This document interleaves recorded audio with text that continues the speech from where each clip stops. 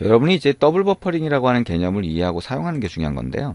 얘기한 것처럼 지금 이 뷰가 보이는 영역이 있을 거잖아요. 이 화면에서 보면 자, 지금 요 정도의 영역을 이제 뷰가 차지하게 될 텐데 뷰가 차지하는 요 영역이 계속 바뀔 수도 있어요. 그러니까 이 뷰의 가로 크기와 세로 크기가 결정되는 거는 이 레이아웃 안에 얘가 들어가서 렐러티브 레이아웃이니까 그 안에 들어가서 어느 정도의 크기를 가지는지, 그 다음에 200dp라고 하는 게 단말마다 해상도가 다르니까 실제 사이즈는 좀 달라질 수 있어요. 그게 결정되는 시점이 얘기한 것처럼 우리가 재정의를 하나 하는데 on size changed라고 하는 걸 재정의를 합니다. generate override 메소드로 가서 자, on size changed라고 하는 걸 찾아보시면 이 뷰의 크기가 결정이 되는 시점이라고 볼 수가 있어요. 그 시점에 자동으로 이 메소드를 호출해 주게 됩니다. 그래서 이 on size changed에 보면 새로 정의된 자, 가로 크기와 세로 크기가 여기 딱 나오게 됩니다. 물론 이제 크기 자체가 변경되는 경우에도 이게 호출이 돼요. 근데 어쨌든 그 시점에 우리가 뭘 할 거냐면 이 가로 크기와 세로 크기가 동일한 비트맵 이미지를 하나 만들어 줄 겁니다. 자, 비트맵이라고 하는 객체에 보면 create 비트맵이라고 하는 게 있어요. 이거는 사진을 로딩해서 비트맵을 만드는 게 아니라 그냥 비트맵 객체를 하나 그냥 만들 수가 있어요. 그래서 W가 이 뷰의 크기, H가 뷰의 세로 크기가 될 텐데요. 자, 이걸 이용해서 만들어 준다는 거죠. 그 다음에 비트맵 점, 자, config 점 argb 8888 하면 자, RGB 색상으로 된 이미지를 만들어 달라고 하는 의미가 됩니다. 자, 이거를 우리가 비트맵이라고 해서 자, 캐시 비트맵이라고 한번 해볼게요. 자, 더블 버퍼링의 메모리에서 만드는 메모리 비트맵이라고 하는 의미가 됩니다. 이걸 캐시 비트맵이라고 하셔도 되고요. 책처럼 M 비트맵이라고 해서 메모리에 만들어진 비트맵 뭐 이런 식으로 또는 멤버 변수로서의 비트맵 이렇게 하셔도 됩니다. 그러면 이거는 우리가 화면에 지금 당장 보여지는 게 아니라 메모리에 만들어진 비트맵 객체예요. 그래서 여기 메모리에 만들어진 비트맵 객체에다가 뭔가 그리기를 하고 싶다라고 하면 마찬가지로 캔버스 객체를 만들어서 설정해 주시면 됩니다. 그래서 자, 캔버스라고 하고요. M 캔버스라고 하는 거를 new 캔버스라고 하는 걸로 만들어서 이거를 M 비트맵이라고 하는 거를 데다가 설정을 해주면 됩니다. M 캔버스 set bitmap이라고 하는 메소드가 있어요. 여기다가 m bitmap을 넣어주면 자, 캔버스가 이 비트맵 쪽으로 그려줄 수 있게 그렇게 도와줍니다. 자, 그래서 이게 자, on size changed라고 하는 데서 해야 될 일이고요. 이 비트맵 객체와 캔버스 객체를 다른 데서도 쓰고 싶다라고 하게 되면 자, 이거를 자, 위에 변수로 선언해 줄 수가 있어요. 자, 우리가 아까 사진을 로딩해서 처리하던 거는 그냥 이렇게 막아주고요. 그 다음에 비트맵 객체, 이제 더블 버퍼링 방식으로 한번 바꿔보는 겁니다. M 캔버스라고 하는 거 선언을 해주고요. 그 다음에 요것도 이렇게 막아주고요. 자, 여기에 있는 타입을 없애주면, 자, 우리가 크게, 뷰의 크기가 결정이 될 때 메모리에 그것과 동일한 크기의 비어있는 비트맵 객체를 만들어준다는 거죠. 그러면 그거를 onSize changed 안에서 만들어준 다음에 자, 여기다가 이제 뭔가를 그릴 수 있을 거잖아요. 그러면 그리는 거를 요 비트맵 객체는 그대로 놔두죠. 자, 비트맵이라고 하는 게 그 이미지 파일을 로딩한 거죠. 자, 이닛에서 자, face라고 하는 이미지를 로딩을 해서 비트맵 객체를 만들었다라고 하면 이 메모리의 뷰의 크기와 동일한 비트맵 객체를 만들고 나서 거기에다 한번 그려줄 겁니다. 자, 그러면 여러분이 이제 좀 확실하게 이게 메모리에 그려진 거다라고 하는 걸 알 수 있도록 페인트 객체를 만들고요. 자, 페인트는 new paint라고 해서 만들고 페인트 객체의 set color라고 해서 color.red를 하나 해볼게요. 그리고 라인을 한번 그려볼 겁니다.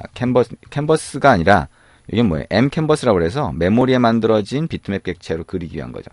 여기에 draw line이라고 해서 선을 하나 그리는 겁니다.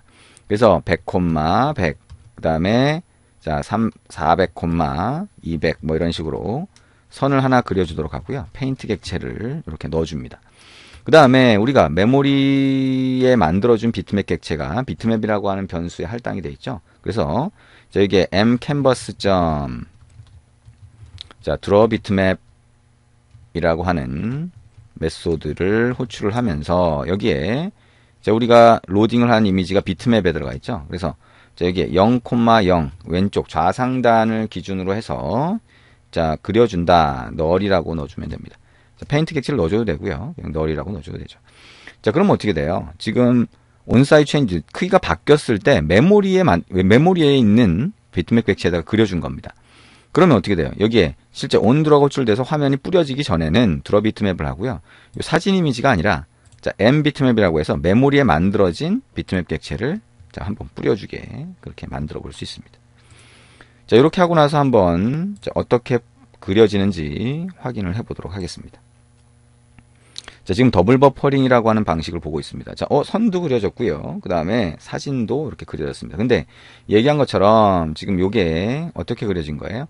자, 메모리에 지금 요 뷰의 영역이 요만하다면 동일한 그거를 하나 비트맵 객체를 만들어 놓고 거기다 그린 겁니다. 그리고 온드로가 호출될 때는 그 비트맵 이미지 자체를 그냥 뿌려주기만 한 거예요. 자, 그게 더블 버퍼링이라고 하는 겁니다.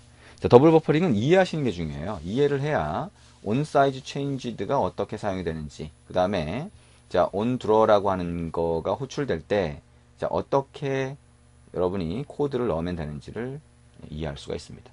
그리고 책에 보시면 우리가 매트릭스라고 하는 걸 사용하는 방법이 나옵니다. 매트릭스는 우리가 연산을 하는 거라고 했죠. 그래서 자, 거기 보시면 이제 그 확대 축소를 위한 거를 사용할 수도 있고요. 이미지를 서로 반전을 시킵니다. 위치를 이제 거꾸로 돌리는, 그죠? 이미지를 이제 반대편 방향으로 돌리는 방법에 대해서 나오고 있어요. 그래서 그 방법으로 이미지를 돌려서 그려줄 수 있다라고 하는 거 생각을 하시면 됩니다. 자, 이렇게 해서 우리가 이미지를 화면에 보여줄 때 더블 버퍼링이라고 하는 방법을 사용하는 거 어떻게 하는지 같이 한번 봤습니다.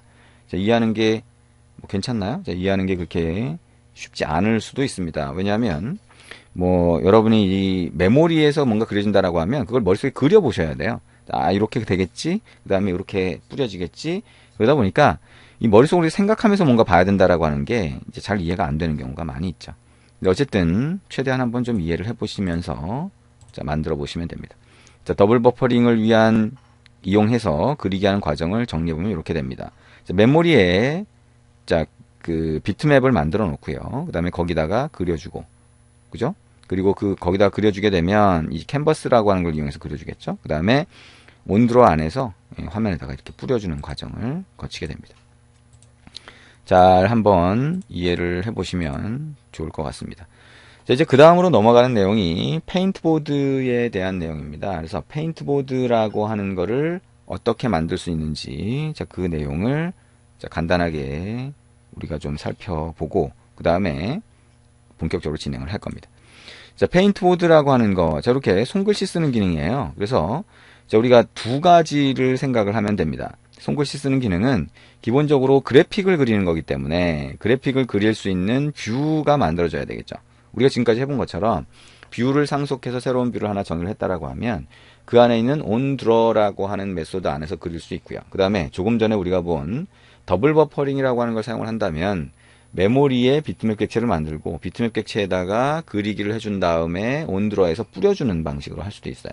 그리고 우리가 이거를 손가락으로 이렇게 터치했을 때 그려야 되는 거니까 터치 이벤트라고 하는 걸 처리를 해주셔야 되겠죠.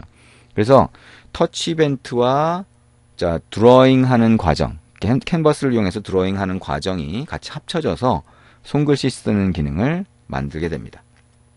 자, 그래서 이제 책에서는 자, 우리가 그 기능을 단계별로 만들어 보고 있어요. 그래서 1단계에서는 가장 기본적인 원리에 대해서 같이 이해를 하고 만들어가는 과정이 있고요. 그 다음에 그거를 실제 실무에서 쓸 수 있는 정도까지 변형하는 과정들이 나와 있습니다. 그래서 굿 페인트보드, 베스트 페인트보드, 자, 이런 식으로 자, 소스 파일을 분리시켜 놨어요. 그래서 우리가 선을 이용해서 드러 라인이라고 하는 선을 이용해서 우리가 손글씨 그리는 것보다 좀 더 부드럽게 그리려고 그러면 패스라고 하는 걸 이용해서 곡선을 같이 포함시켜서 그리면 부드럽게 그릴 수가 있습니다. 그래서 그런 방법으로 그리려고 하면 어떻게 그리면 된다라고 하는 게 이제 베스트 페인트 보드까지 나와 있고요. 그 다음에 또 한 가지는 이제 색상 같은 것들을 바꿀 수 있잖아요. 그래서 만약에 지금 까만 걸로 그리다가 그 다음에 빨간색으로 바꾸고 싶다라고 하면 빨간색으로 바꿀 수 있는 별도의 창을 띄울 수가 있을 거예요. 그래서 거기서 색상을 선택을 하면 그 색상대로 그려지거나 또는 굵기를 선택을 해서 그거대로 그려주거나 뭐 이렇게 할 수가 있을 겁니다. 그래서 그게 2단계와 3단계에 들어가 있습니다. 자, 이 책에 들어가 있는 이 페인트보드라고 하는 거는 사실 기초적인 것보다는 조금 더 나가 있는 거죠. 그래서 뭐 중급 과정의 초반 정도로 볼 수가 있는데 그러다 보니까 이 페인트 보드를 만드는 가장 기초적인 1단계만 보고 2단계, 3단계는 나중에 하셔도 되는 내용이라고 할 수가 있습니다. 근데 가능하시면 한번 도전을 해보시면 좋을 것 같아요. 그리고 이제 그 내용을 우리가 조금 있다가 하나씩 만들어 가 보도록 하겠습니다.